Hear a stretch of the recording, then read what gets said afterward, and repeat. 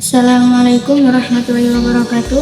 Excellency Kiai Muhammad Hasan Mutawakil Allah SHMM, Asif of Foundation of Zainul Hasan Islamic Boarding School. Excellency Dr. Abdul Aziz Suhad BAMAG as Director of Zainul Hasan Islamic University. Excellency to Vice Rector 1 Dr. Muhammad Hidil Islam MPD.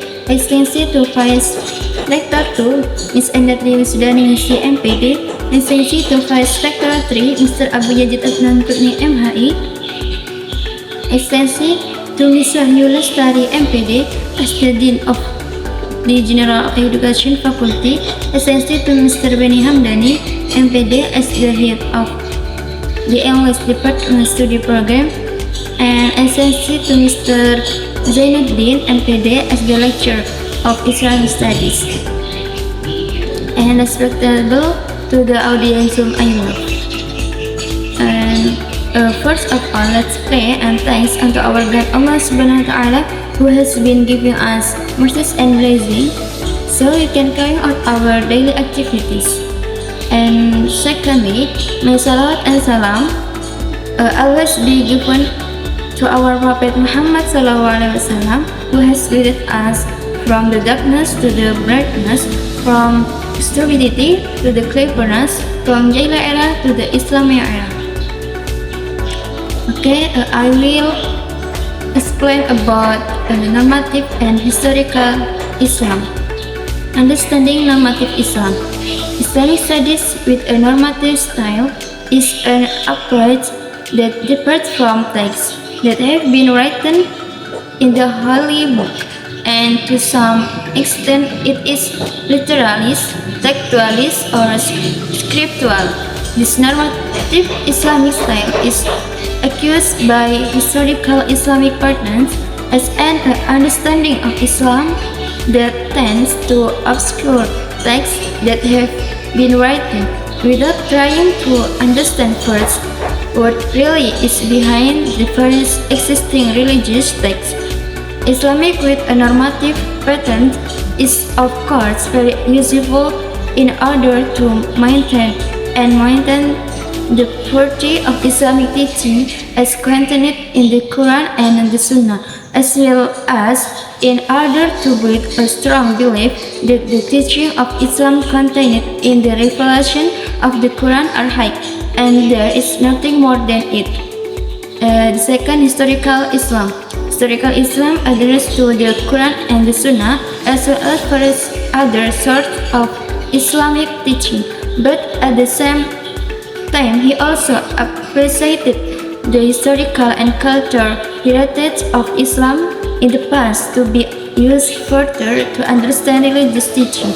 With this historical and cultural Islam is not only believed to be a superior teaching or norm and must be true, but also served for excellence and truth to be something that can play a role in history and culture. The presence of historical and cultural Islam is necessary to make Muslims aware of the need to appreciate the historical and cultural heritage of the past and use it as inspiration material to build a brighter future history and culture. Through this historical and cultural Islam, it is possible for Islam to adapt, collaborate, and be accepted by the historical and cultural diversity of society. Thus, Islam will feel closer, flexible, accommodating, and friendly to the social culture environment. And the third, normative and historical grouping of Islam. Number one, the territory of the original text of Islam, namely the Quran and the authentic Sunnah of the Prophet Muhammad SAW. The second, Islamic truth is a variety of interpretation of the original text of Islam, the Quran and the Sunnah of the Prophet Muhammad SAW. And the third, Muslim practice. In this text, Islam is Nas.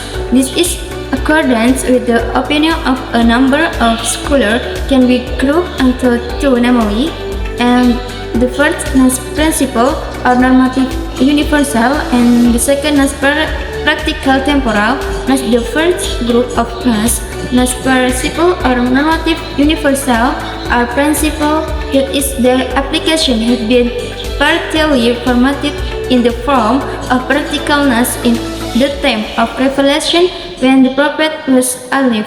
As for the practical temporalness, some scholars call it constitutionalness.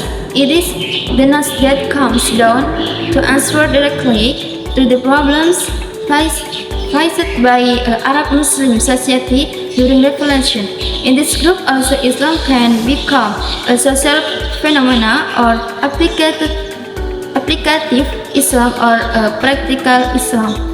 Okay, I think enough from me. I'm sorry if there are many mistakes and mispronunciation. Thank you very much for your attention. Wassalamualaikum warahmatullahi wabarakatuh.